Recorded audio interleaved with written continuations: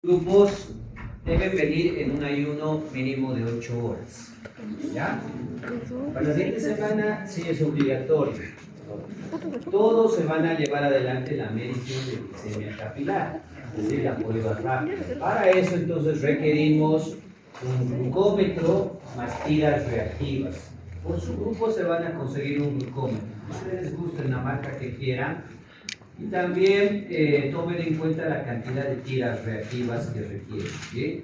Supongamos, por ejemplo, les doy, ustedes saben exactamente cuántos son en sus subgrupos, pero asumiendo que un grupo de trabajo de 8A esté compuesto por 8 personas, cada uno se va a realizar, les decía, la prueba, entonces requerirán 8 tiras reactivas. Luego van a requerir 3 adicionales que ya les explico para qué. Total, entonces, para ese ejemplo hipotético de 8 componentes van a requerir 11, ¿no? Si fueran más o menos, hagan sus cálculos para traer la cantidad de tiras necesarias. ¿Bien? Entonces, las tiras reactivas usualmente vienen con lancetas, pero si no les dan el kit por separado, tienen que traerse también lancetitas para realizar la función. ¿Bien? Eso. Ahora, esos 3 adicionales, ¿para qué es? De cada grupo de trabajo, vamos a elegir, ustedes van a elegir 3 personas. Esas 3 personas van a ingerir 3 tipos de alimentos. ¿Ya? Una fruta, la que ustedes quieran, traigan aproximadamente unos 100 a 150 gramos del alimento en cuestión. Fruta, a qué gusten, veremos. Frutas variadas, ¿no? Tal vez alguien traerá manzana, otros plátano, otros piña, qué sé yo. Bien, una ensalada, pero ensalada mejor si es verde, ¿no? Es decir, lechuga, pepinos, etc. ¿Ya? Y un refresco o en su defecto agua. Refresco es refresco de cualquier marca, tal vez una dietética, sería interesante que traigan un refresco dietético para ver, ¿no? ¿Qué es lo que vamos a analizar? Fuera de la glicemia, la siguiente semana vamos a enfocarnos en también medir el índice glicémico. Bueno, en realidad no medir como tal, pero sí el efecto que tienen los alimentos sobre la glicemia, ¿no? Hay alimentos que favorecen que se incremente la glicemia, como hay alimentos que no van a influir, vamos a ver de la misma manera que la medición inicial. Entonces, ¿cuáles serán? ¿Por qué será? Ese análisis lo vamos a realizar la siguiente semana. ¿Ya? Para eso entonces traigamos esa variedad de productos. ¿Bien? Entonces, solo 3, ustedes elegirán a quiénes.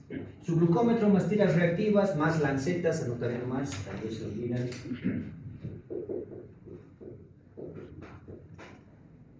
Bueno, hasta ahí analizamos glicemia capilar, el índice glicémico. Vamos a hacer prueba de sobrecarga oral a la glucosa. Cada subgrupo va a elegir un voluntario. A ese único voluntario le vamos a realizar 5 punciones venosas. ¿Ya? Ustedes elijan con quién quieren trabajar, quién va a ser. La prueba de sobrecarga oral, pues ya lo vamos a revisar teóricamente, pero me anticipo un poco, sirve para poder confirmar el diagnóstico de diabetes. ¿Ya? Van a aprender a realizar, vamos a realizar la gráfica, vamos a interpretarlo de tal manera que ustedes tengan toda esa base. ¿Bien? Es un solo voluntario, es una prueba larga. Hay que realizar determinaciones a tiempo cero en estado basal, luego se le administra 75 gramos de glucosa, ¿no? Y después de la administración, cada 30 minutos vamos realizando glicemias. 30, 60, 90, 120, 150, 180 minutos. Y de esa manera vamos a obtener una curva característica si la paciente o la persona es normal o bien el paciente es diabético. Vamos a verlo ahora, les voy a mostrar algunos ejemplos. Para esta prueba entonces requerimos 75 gramos de glucosa. Pueden comprarse de la farmacia glucosamín. Es la forma pura de glucosa que ven, está suplementado con complejo B. ¿Ya? Glucosamín, si gustan, y obviamente agüita con un vaso y vasos y cucharilla para preparar la mezcla de glucosamín. ¿Bien? Todo eso lo vamos a realizar la siguiente semana, es una práctica larga y bueno, vamos a trabajar en las 3 horas, ¿ya? La prueba de sobrecarga oral a la glucosa lo vamos a hacer de forma analítica, es decir, utilizando el equipo de esperpiofotómetro, ¿no? Y las pruebas rápidas, las que se van a realizar cada uno, lo vamos a hacer con el glucómetro. Entonces, vamos a tener bastante trabajo, todos van a realizar. Que no se olviden que la glicemia capilar es una prueba que va a echar más que seguro al ECOE, ¿no? El examen final práctico de la cátedra. Entonces hay que practicarlo y importante también saber su interpretación. ¿Bien? ¿Alguna pregunta referente a los materiales? ¿Está claro? ¿Sí? Bueno, entonces iniciemos. Práctica número 8, diabetes mellitus, glicemia, prueba de sobrecarga oral a la glucosa y la hemoglobina glicosilada. Todo este conjunto de parámetros están íntimamente relacionados entonces al metabolismo de la glucosa, ¿cierto? Si hablamos de diabetes mellitus, ¿cómo lo relacionamos con el metabolismo de la glucosa?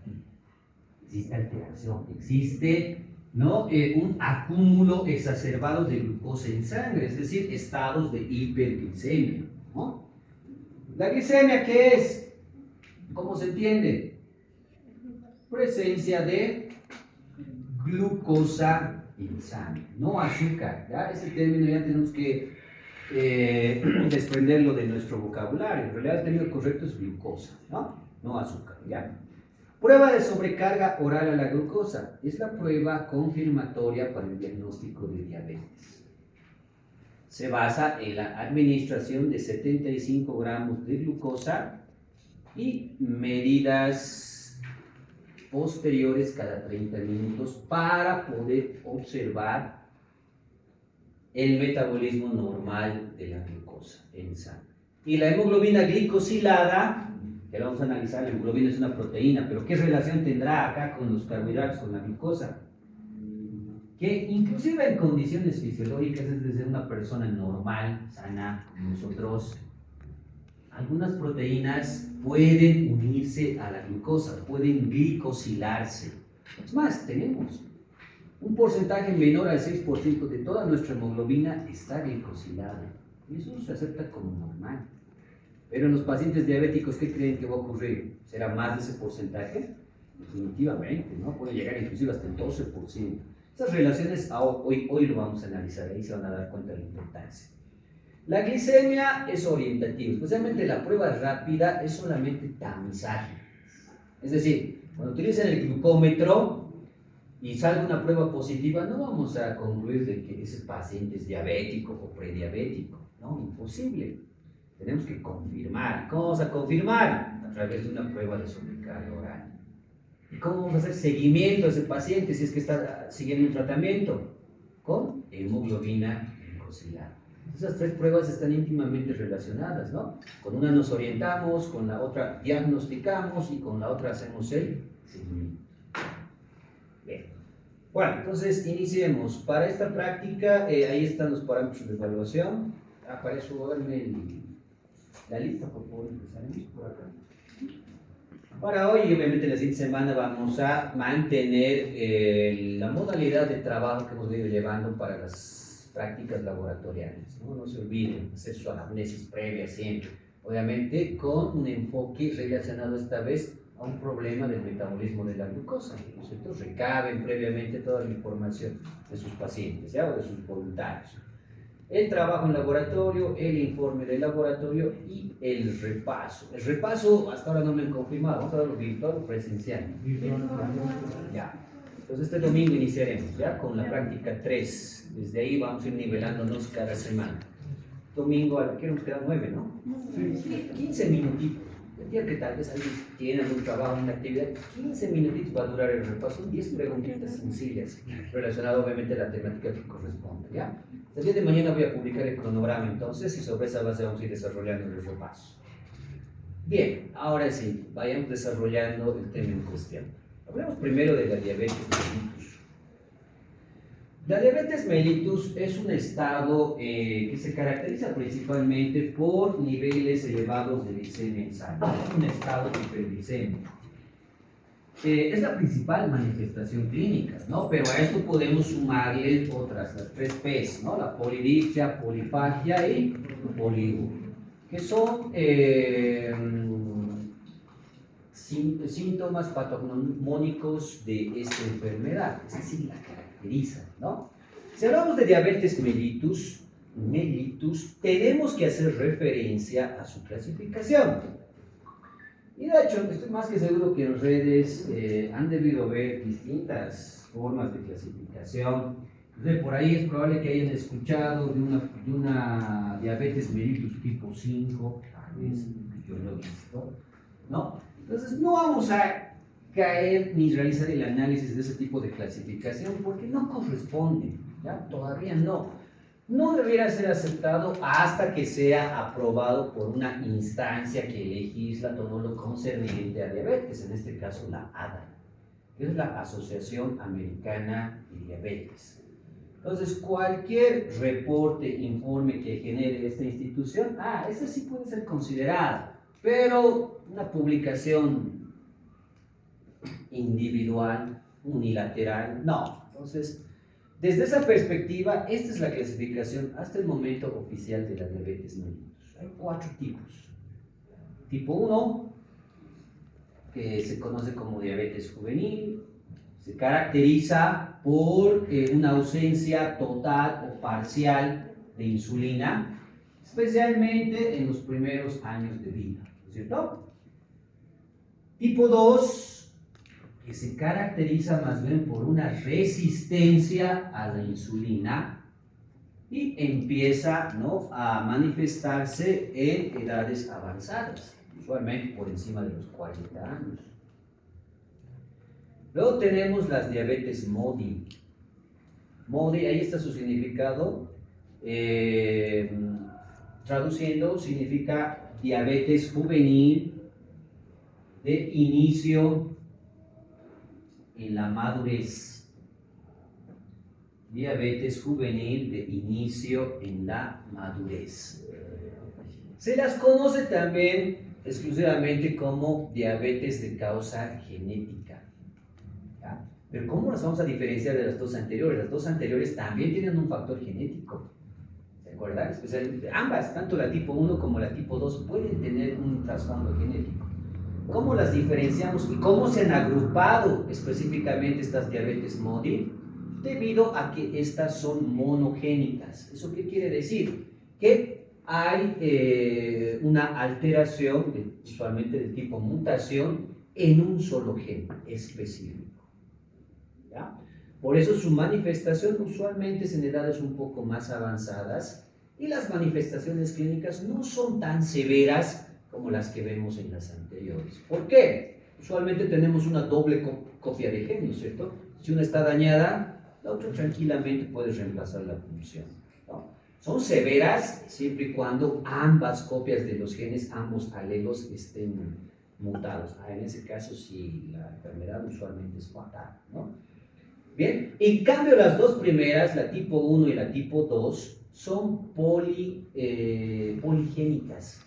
Es decir, se van a ver involucrados múltiples genes que están obviamente asociados al metabolismo de la glucosa.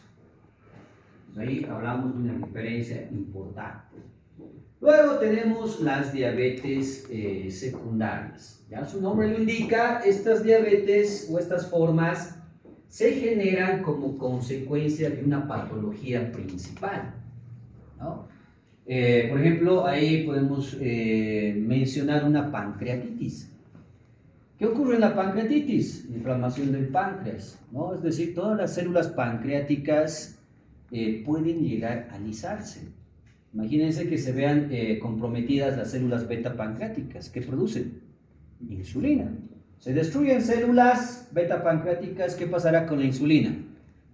Disminuye su producción. ¿Y qué se va a manifestar clínicamente? ¿O cómo se va a manifestar? Hiperglicemia, ¿no? La diabetes. No la vamos a clasificar, pero no es ni 1 ni 2, es una diabetes secundaria a pancreatitis en este caso, ¿no?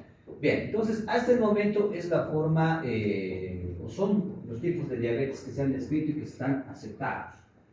Una diabetes 4, una diabetes 5, etcétera, todavía no lo vamos a considerar hasta que nos salga un informe oficial, ¿no? De una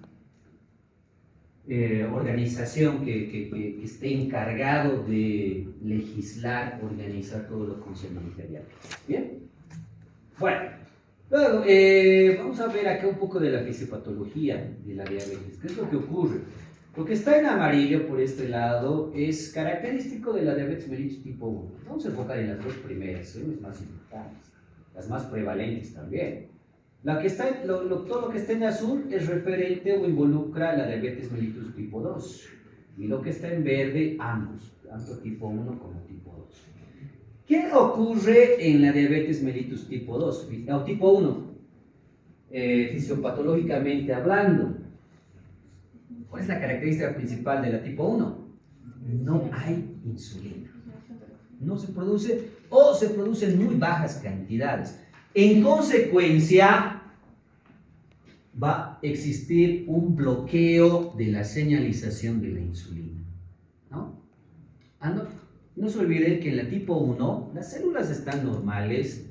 Por allá tenemos, ¿no?, un receptor de insulina que está ahí en naranja, dos rectángulos naranjas, se refiere al receptor de insulina. La insulina, si es que estuviera presente en condiciones normales, va a activar la fosfatidilinositol 3-fosfatoquinasa, la proteína A quinasa, y esta proteína A quinasa es un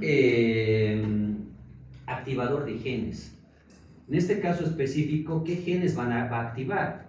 Fruto de la unión de la insulina a una célula, ¿qué genes se expresan?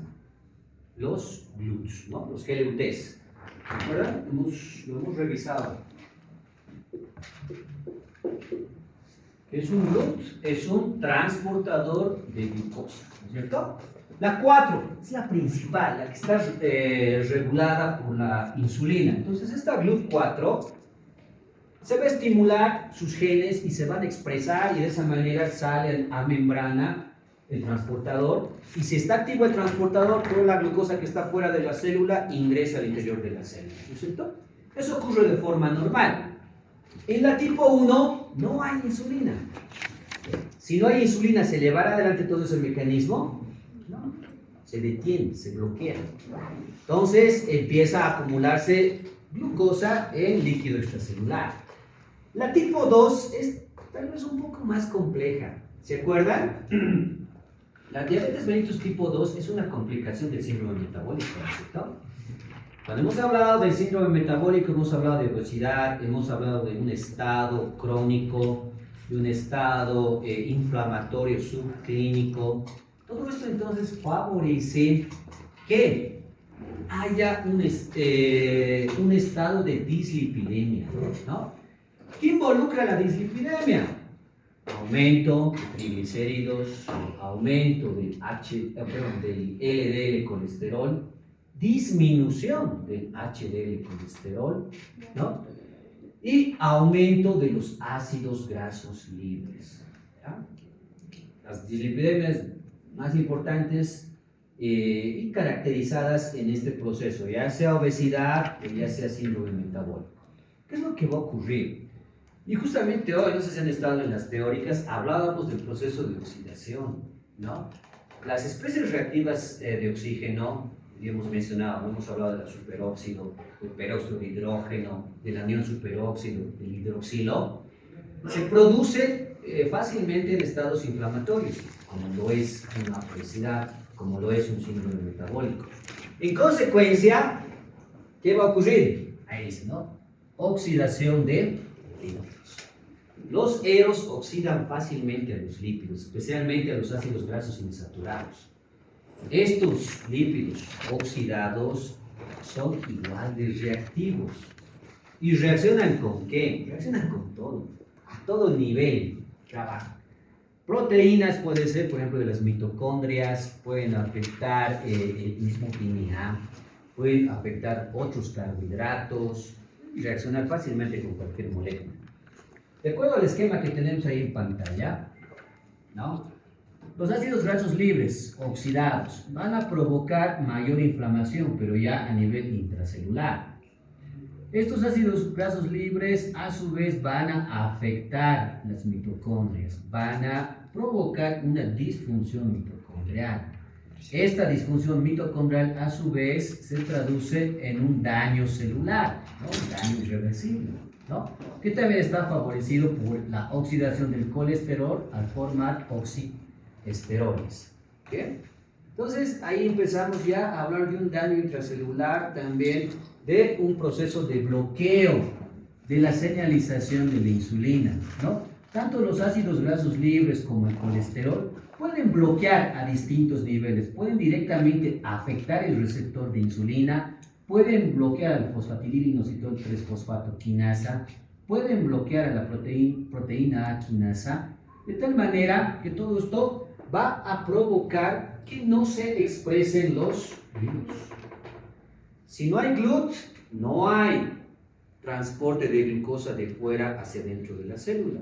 Ahí ya empezamos a hablar de una resistencia a la insulina, cosa que ya también lo habíamos mencionado cuando hablábamos del síndrome metabólico, ¿no es cierto?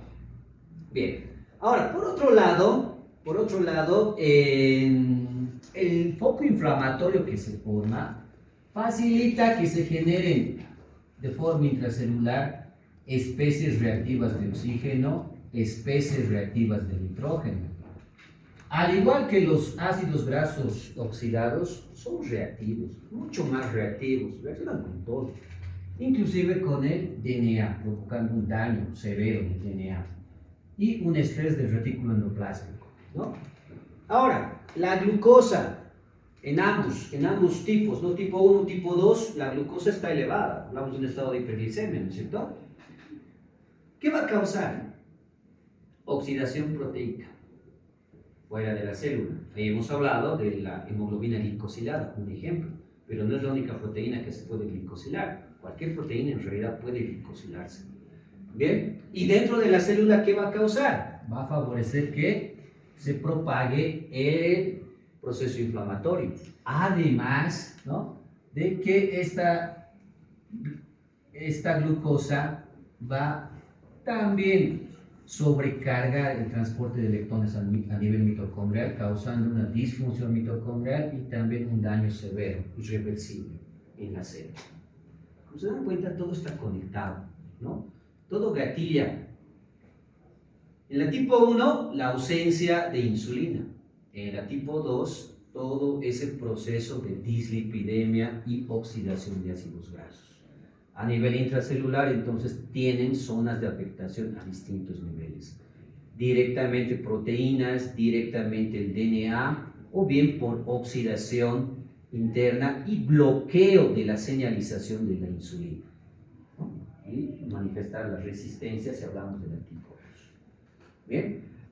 Bueno, ¿qué es lo que ocurre específicamente en la tipo 1? Esta diapositiva está enfocada solamente en la diabetes mellitus tipo 1. ¿Qué va a ocurrir? La diabetes mellitus tipo 1 puede tener distintas causas. La más importante es una causa autoinmunitaria. Es decir, nuestro propio organismo se encarga de destruir las células beta pancreáticas, ¿no? Es muy probable, hay probabilidad, hay un trasfondo genético, como ya lo hemos explicado. Ahí se los dejo, los 3 principales autoantígenos. Es decir, son, la primera la insulina, ya es una hormona. La segunda es una enzima, ácido glutámico descarboxilasa. La tercera es una proteína, antígeno asociado a islote, IA2. Es decir, esas 3, bueno, genéricamente hablando, proteínas, se producen de forma normal en las células beta pancreáticas, ¿no? Cumplen funciones. Pero lastimosamente, ¿no?, por determinados factores, puede empezarse a reconocer como extraños. Y al ser reconocidos como extraños, se va a montar una respuesta inmune de tal manera que va a desencadenar la producción de anticuerpos o inmunoglobulinas que están dirigidas justamente contra estas estructuras. ¿Dónde están estas estructuras? En las células beta pancreáticas. Y al ir a destruir estas estructuras, en consecuencia, ¿qué van a destruir? Las células beta pancreáticas, ¿no? Por eso en la parte superior, si ustedes ven, dice anticuerpos, autoanticuerpos anti-islotes de Langerhans, ¿no? Al inicio, obviamente, no va a haber una afectación. Clínicamente hablando, la persona va a estar normal. ¿Por qué? Porque la evolución autoinmunitaria es lenta. puede llevar inclusive años hasta que haya una producción que realmente empiece a causar un daño real y empiezan a manifestarse los signos y síntomas, ¿no? Por eso, miren, esto va incrementándose paulatinamente, es decir, poco a poco, ¿no? Aquí abajo lo que está en celeste más bien nos muestra la funcionalidad de estas células. Al inicio son funcionales, están en una cantidad específica, pero a medida que van apareciendo autoanticuerpos en el medio, estas células se van destruyendo, ¿no? Llegando a un punto en el cual la cantidad de células beta pancreáticas es mínima, ¿no? En consecuencia no va a haber una producción adecuada de insulina.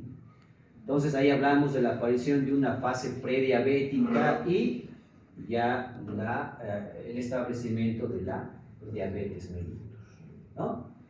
Entonces eso es lo que ocurre en una diabetes tipo 1, autoinmune. Luego, aquí se ve una comparación igual de la diabetes mellitus tipo 1, pero por dos causas diferentes. A la izquierda ustedes van a ver una causa viral y a la derecha la causa autoinmune. Empezaremos por la derecha, que es lo que ya hemos explicado hace un momento. ¿Cuáles son las células productoras de anticuerpos? A ver, recordando un poco de histología. ¿Qué células producen anticuerpos? Células plasmáticas.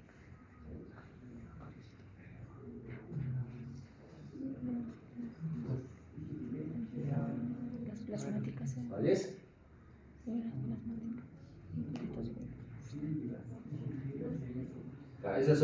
Esos son las inmunoglobulinas, hay 5, ¿eh?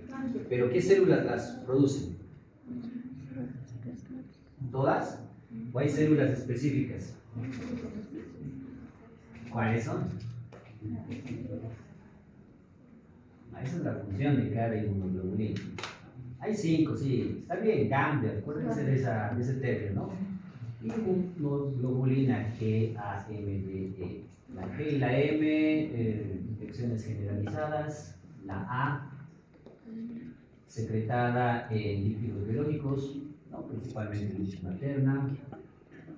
La D, tiene función semejante a la G y la M. Y la E, que es usualmente contra parásitos, ¿no?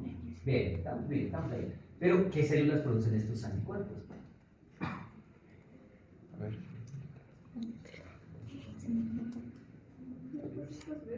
Eso, bien, Araceli. Los linfocitos T.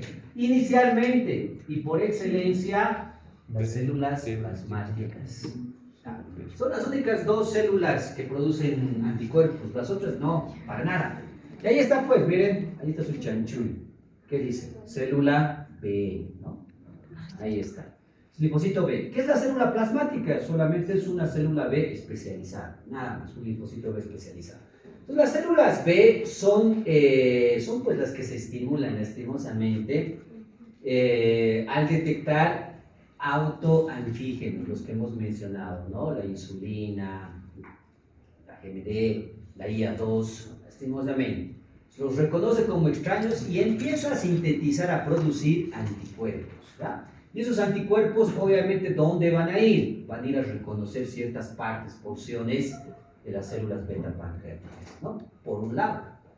Por otro lado, estas mismas células B van a estimular a células T o linfocitos T para, especialmente a los CD8 positivos. ¿Por qué? ¿Para qué?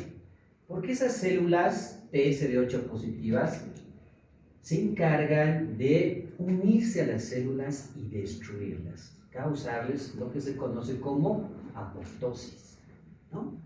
Eso es lo que ocurre. Miren, aquí está estimulando el linfocito T, estimulando al linfocito T, CD8 positivo, o otra célula efectora, por ejemplo, puede ser un linfocito NK, natural killer.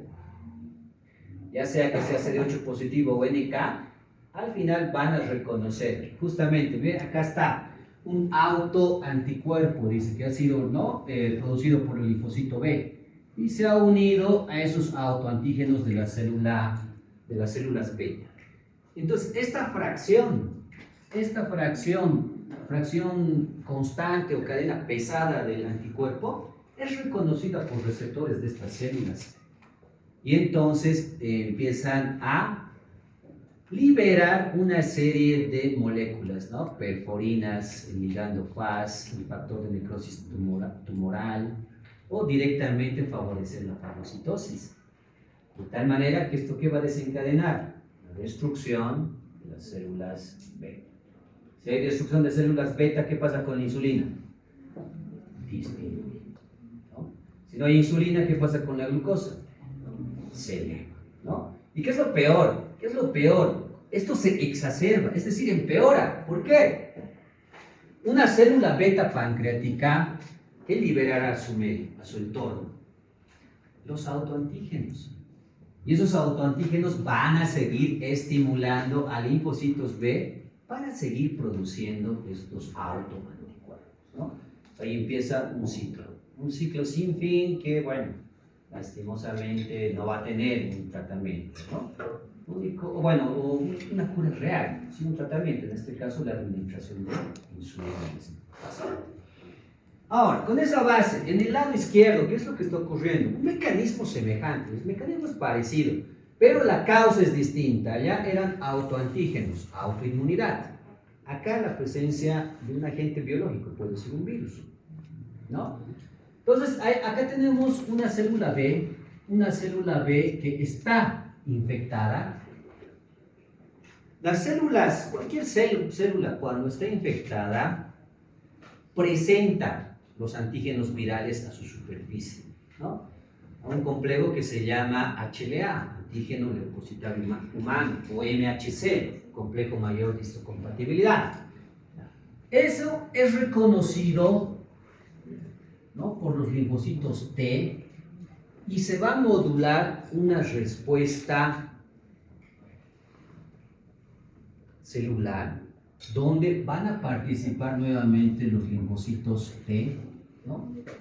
Se van a unir a la célula beta, van a reconocer que está presente antígeno viral y van a estimularse para la producción de este ligando FAS. ¿Qué hace el ligando FAS? Se une a otras células beta y es una señalización para que en esta célula empiece el proceso apoptótico. ¿Y en qué va a culminar la apoptosis? Destrucción de la célula. Nuevamente, no hay células, no hay insulina y en consecuencia la glucosa se eleva, ¿no? Ahí están los dos mecanismos por los cuales se puede causar un estado de hiperglicemia en la diabetes mellitus tipo 1, ya sea por naturaleza biológica, infección, o bien por una autoinmunidad. En la tipo 2, no se olviden que en la tipo 2 los niveles de insulina pueden estar disminuidos, pero lo más probable es que estén normales. Ese organismo, esa persona, ese paciente produce insulina en concentraciones normales. ¿Cuál es el problema? Las células. Las células no pueden unirse ni reconocer a la insulina. Primero les explico lo normal. ¿Qué es lo que ocurre normalmente? La insulina que está en el medio exterior, líquido extracelular, se une a receptores de membrana que están localizadas en células específicas. Células hepáticas o bien adipocitos, si hablamos de quienes se expresan GLUT4. Bien, la insulina es una hormona. Las hormonas llevan señales. Estas señales llegan hasta el núcleo, ¿no? En el núcleo se estimula la producción de estas proteínas, GLUT4, que son los transportadores de glucosa. Estos transportadores de glucosa, una vez sintetizados, ¿no?, pasan al aparato de Golgi y forman vesículas. Y bajo la forma de vesículas son transportados hasta la membrana celular, donde se van a localizar y van a facilitar que la glucosa del medio externo pase al medio interno, ¿no? Ese es el mecanismo por el cual actúa la insulina cuando hablamos de la absorción de glucosa. ¿Bien? Entonces, a distintos niveles pueden verse afectados. Aquí se están enlistando 4. El número 1, Dice la unión de la insulina a su receptor. Entonces, el número 1, el mecanismo tipo 1, es que la insulina no se va a poder unir a su receptor. O el receptor está alterado, está mutado si es que hay un trasfondo genético, o simplemente no se ha expresado porque no hay estímulo. ¿Bien? Sea cual sea el caso, la insulina ya no se une a su receptor. Si no se une a su receptor, ¿se llevará adelante todo esto? No, se bloquea directamente, ¿no? Es un mecanismo de resistencia a la insulina. El mecanismo número 2, no hay movimiento del GLUT hacia las vesículas. ¿Ya?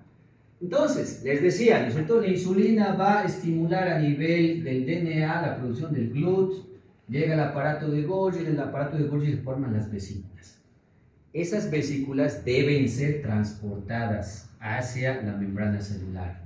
Pero en este segundo mecanismo, estas vesículas no se forman. Se bloquea la formación de estas vesículas. La insulina puede unirse a su receptor, pero ya falla a este nivel. En consecuencia, ¿habrá transporte adecuado de glucosa? Poco. Igual se ha bloqueado porque no hay GLUTs, ¿no es cierto? El tercer mecanismo ya nos habla de la unión física del GLUT a la membrana, de estas vesículas a la membrana celular. También puede bloquearse, ¿no? Si ocurre eso, ¿habrá un pasaje normal de glucosa? Tampoco. Igual hablamos de una resistencia a la insulina. Y el cuarto mecanismo ya nos menciona a un trabajo deficiente de los GLUTs. Es decir, se expresa la insulina, manda su señal, se expresa el GLUT, se une a la vesícula, se transporta a la membrana, se localiza en la membrana. El problema es que no es muy funcional o simplemente es afuncional. ¿Por qué? Ahí sí tendría que haber un trasfondo genético, ¿no es cierto? Una falla en la estructura misma de este GLUT. En consecuencia, el flujo de glucosa desde fuera hacia adentro va a ser mínimo o simplemente no se va a dar. Ahí tienen 4 mecanismos por los cuales en la diabetes mellitus tipo 2 se puede generar una resistencia a la insulina. ¿Bien? Bueno, hasta ahí preguntas.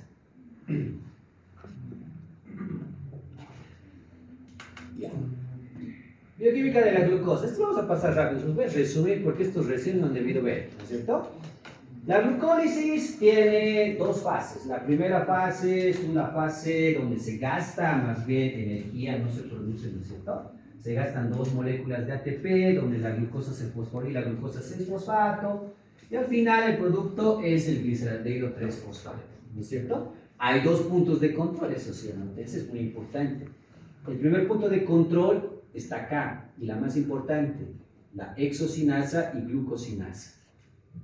Ese es el primer punto de control.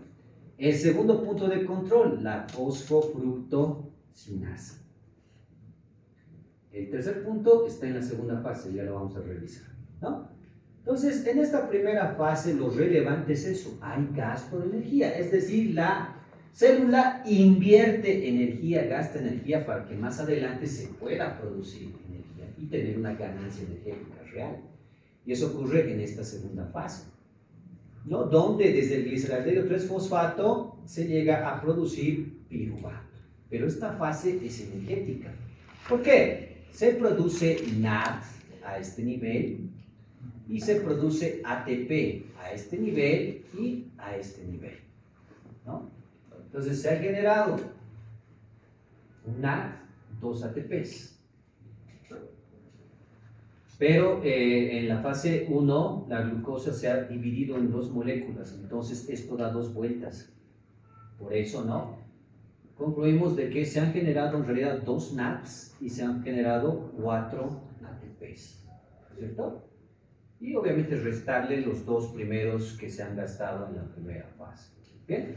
Aquí también vamos a mencionar que esta, la piruvatosinasa, es el tercer punto de control. ¿Bien? No se olviden, de hecho eso va a entrar al examen, va a entrar en los repasos. Tienen que conocer.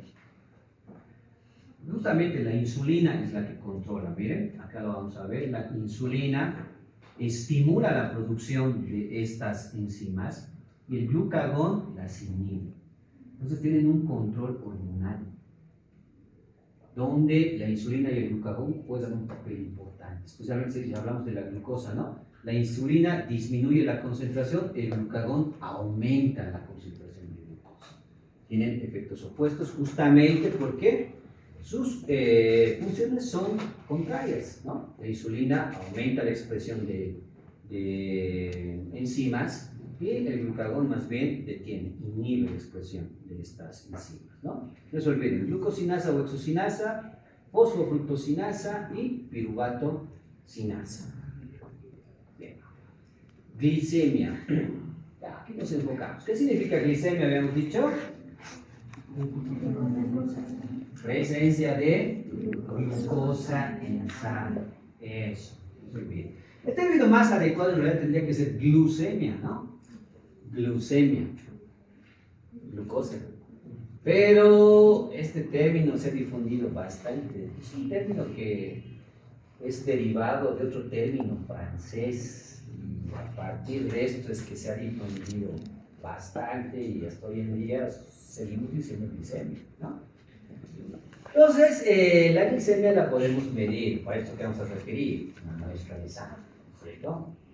La sangre puede ser capilar, puede ser también sangre entera de donde obtengamos sueroplasma. ¿Bien? La capilar es para pruebas rápidas, lo vamos a hacer la siguiente semana, todos se van a realizar su glicemia. Y el sueroplasma para realizar la glicemia analítica, que también lo vamos a hacer, tenemos tres reactivos y que lo vamos a utilizar para la prueba de sobrecarga. ¿Bien? Bueno, entonces, ¿para qué solicitamos una glicemia? ¿Cuáles serán las que en su momento les va a corresponder a ustedes, ¿no? Generar su hoja de laboratorio. Entonces, ¿por qué van a solicitar glicemia? ¿Cuáles serán las causas? Las sospechas, las sospechas. Ya, eso al principio, ¿no? La anamnesis, la exploración física van a jugar un papel importante. ¿Qué síntomas específicamente?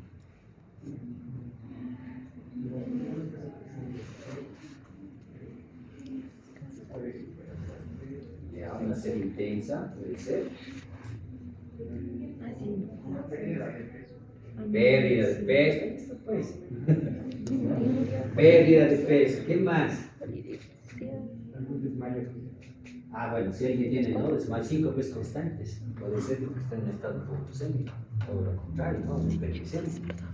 Bien, entonces, usualmente por rutina general se pide, siempre van a pedir glicemia para tener una idea de cómo está o qué está ocurriendo, especialmente en personas adultas por encima de los 40 años, ya es obligatorio, ¿no? Y encima vemos que tienen sobrepeso, tiene obesidad, más sospechoso, ¿no? De que esté generando una diabetes mellitus.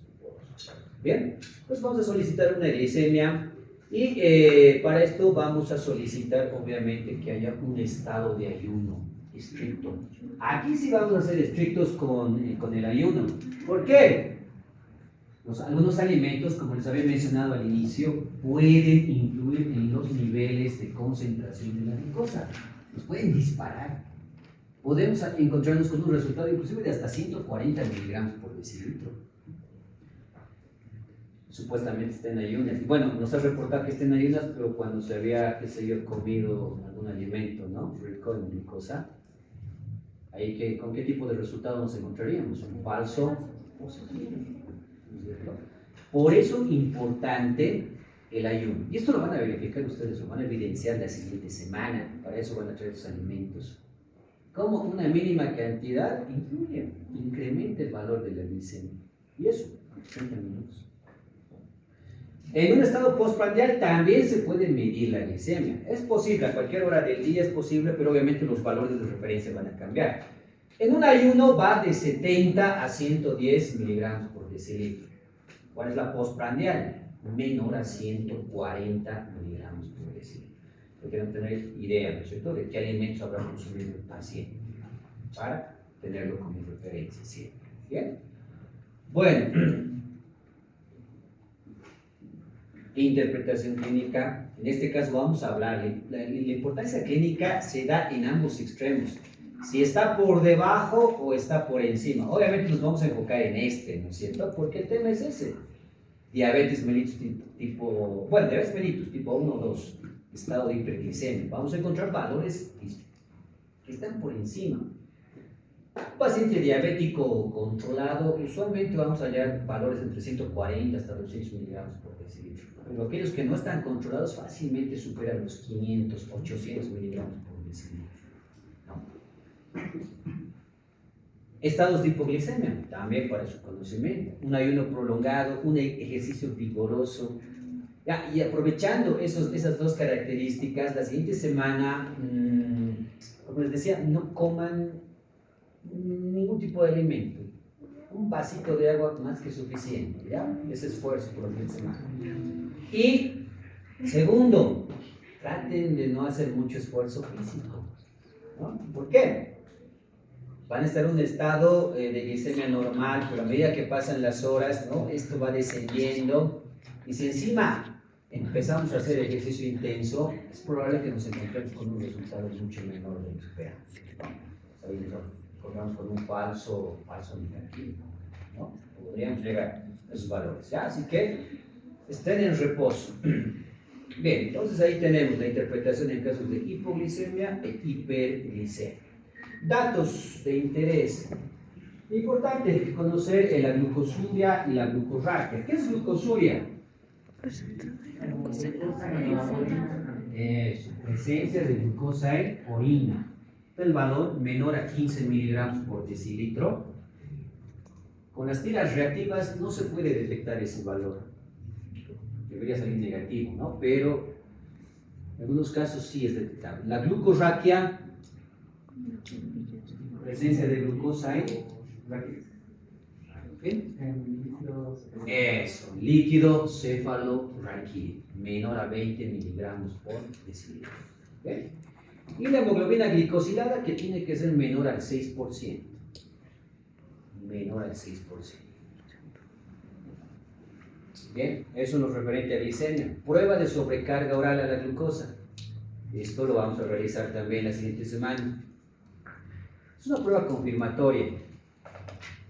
Es decir, si en esta prueba sale positiva, está confirmado que ese paciente es diabético. Porque con esta prueba podemos evaluar el metabolismo de la glucosa en ese paciente. Es posible. Por eso tiene mayor sensibilidad y especificidad que una glicemia convencional.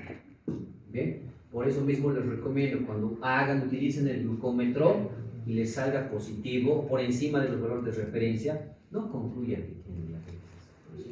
No, sospechen, sí. Hay que hacer una confirmación. Obviamente esto se suma a la anamnesis, ¿no es cierto? Y si hay datos que realmente nos orientan a una diabetes, confirmamos. ¿Cómo confirmamos? Prueba de sobrecarga. Solicitar. ¿Bien? Cuidado y cometa, no sé si han escuchado este casito. En algún momento, ya un médico egresado o titulado le había realizado una glicemia capilar a su mamá y había encontrado valores elevados. ¿Qué creen que había hecho el médico? Administrar insulina. ¿Y qué le ha causado a su mamá? ¿Qué creen? No. Le ha causado un shock hipoglucémico. ¿No? ¿Por qué? Lo más probable es que hayan realizado una mala medición o que la señora no estaba en ayunas. No, pues estos factores pueden influir. Y la mala decisión que ha tomado es confiar en esa prueba rápida y actuar inmediatamente. No, eso no se debe hacer, es lo que no tienen que hacer. ¿Ya? Una prueba rápida es una prueba de tamizaje. Y el tamizaje nos sirve para diferenciar lo positivo de lo negativo. Si hablamos de pruebas rápidas, usualmente vamos a confiar en los valores negativos, es decir, que estén normales. Pero si hallamos un valor elevado, positivo, no, sospecho, pero confío. Una vez confirmando, recién actúo, es como decisión, ¿no? Bien. Bueno, se realiza igual. Podemos hacer también una prueba de sobrecarga oral con glucómetro, se puede hacer, pero Si tenemos reactivo, más bien utilizaremos, ¿no es cierto? Entonces vamos a hacerlo analítico, ¿ya? Las características previas son las mismas, el ayuno necesario, se debe suspender si es que hay alguna medicación, aquí se los dejo el listado de algunos medicamentos que pueden influir en los valores de glucosa, y la característica importante, ¿no?, es que se administra glucosa pura, una cantidad de 75 gramos vía oral, ¿no? Para eso les he pedido lo último, justamente para realizarlo de forma correcta, ¿listo? Bien, entonces, pero aquí también hay que tomar, pues hay que tener criterio. No vamos a hacer a cualquiera y ya de buenas a primeras una prueba de sobrecarga oral.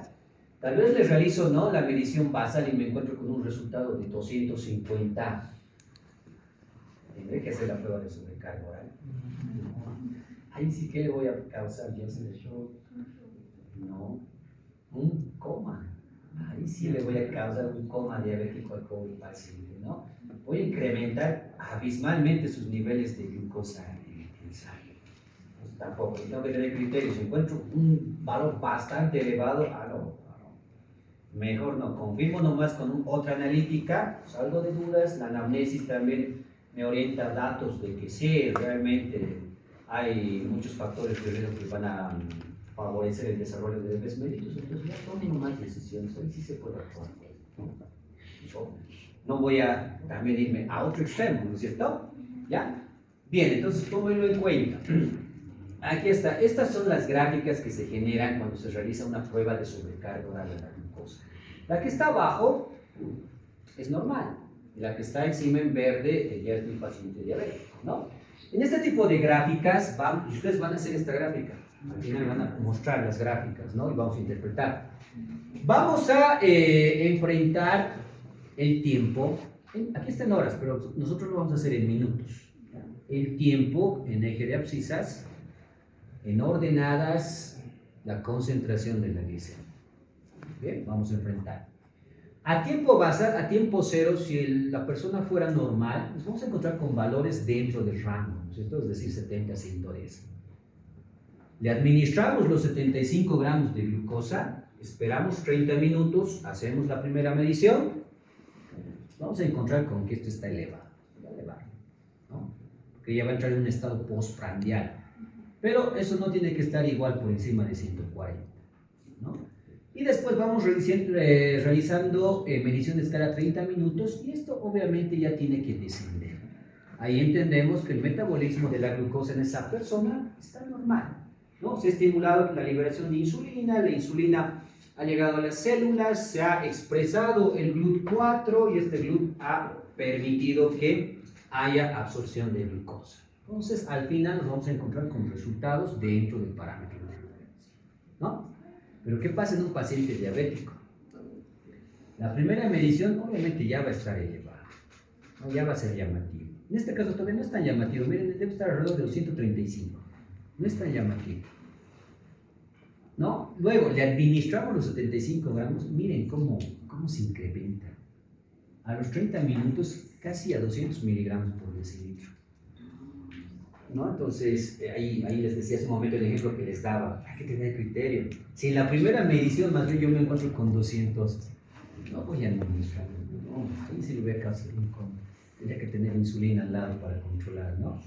Entonces, no. ¿Ya? En este caso sí se ha dado y ahora observen esta meseta de la curva.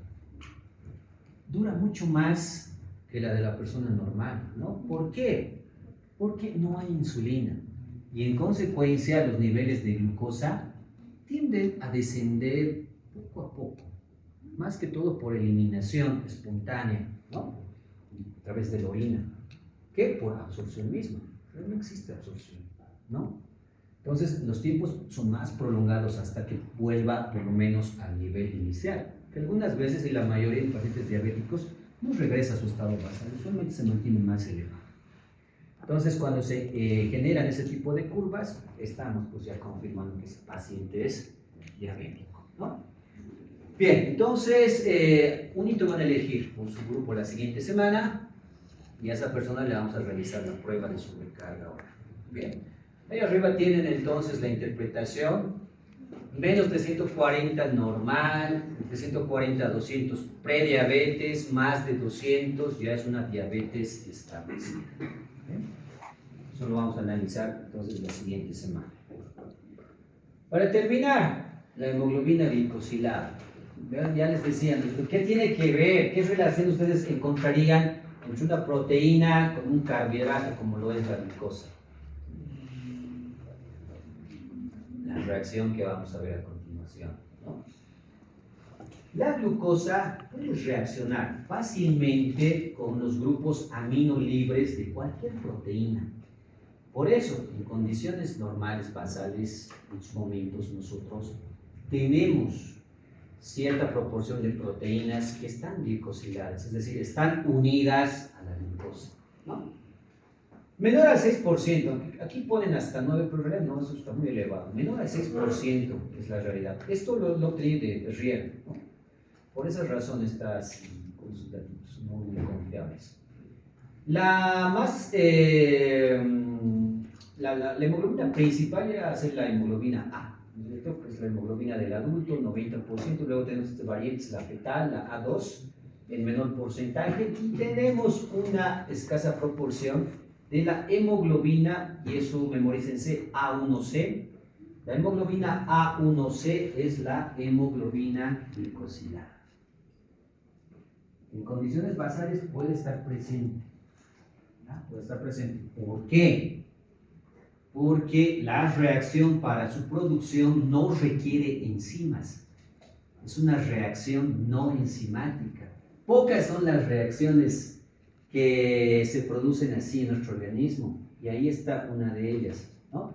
Es decir, la hemoglobina A se transforma en hemoglobina A1C de forma espontánea. No está presente una enzima, no es necesario, ¿no? ¿Por qué? La glucosa que tienen ahí, la estructura ahí está al lado, la glucosa, su grupo aldehído, reacciona fácilmente con los grupos aminolibres que están presentes en cualquier proteína. ¿Qué aminoácidos tienen grupo aminolibres?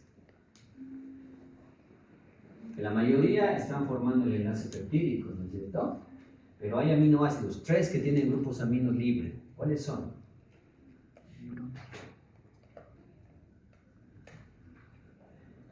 Anótense. Lisina, histidina y arginina. Repito, lisina, histidina y arginina. De esas tres, la primera es la más importante, la que se ve más afectada, ¿no? Y se va a formar un enlace N-glucosídico. Y aquí está, miren, es la hemoglobina glicosilada. Hemoglobina usualmente unida a dos grupos de carbohidratos, a dos glucosas, ¿no? Y eso es lo que se puede detectar. Como les decía, hay una determinada concentración en sangre. Acá se los dejo, los valores de referencia. Hasta 6% es tolerable, y esto de forma natural se puede presentar y se relaciona a esta concentración, ¿no? 126 miligramos por decilitro. Pero en el paciente diabético fácilmente esto está por encima del 6%, ¿no? Dependiendo mucho de los niveles, o bueno, del tratamiento o prevención que esté siguiendo esa persona, ¿ya? La glicemia, tamizaje. Prueba de sobrecarga oral, confirmación. Hemoglobina glicosilada, ¿para qué será? Seguimiento. Para ver la evolución del paciente después de seguir un tratamiento específico. Hay que hacer el seguimiento, ¿no? Y no solamente solicitarle glicemia, sino más bien reforzar con hemoglobina glicosilada. Si inicialmente estaba con 12%, obviamente esto a medida que vaya siguiendo el tratamiento tendría que ir disminuyendo. Lo ideal en un paciente diabético es llegar hasta 6 o 7%. Con eso tenemos una diabetes bien controlada. O que la diabetes no se puede curar, se puede tratar, pero no curar, ¿no? El paciente de por vida va a estar con este problema.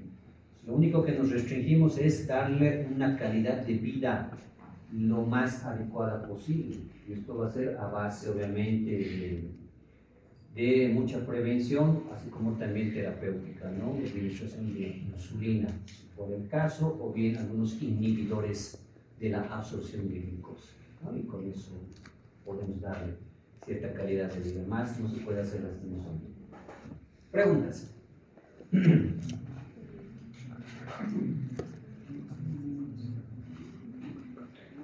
¿Las preguntas? ¿En qué casos?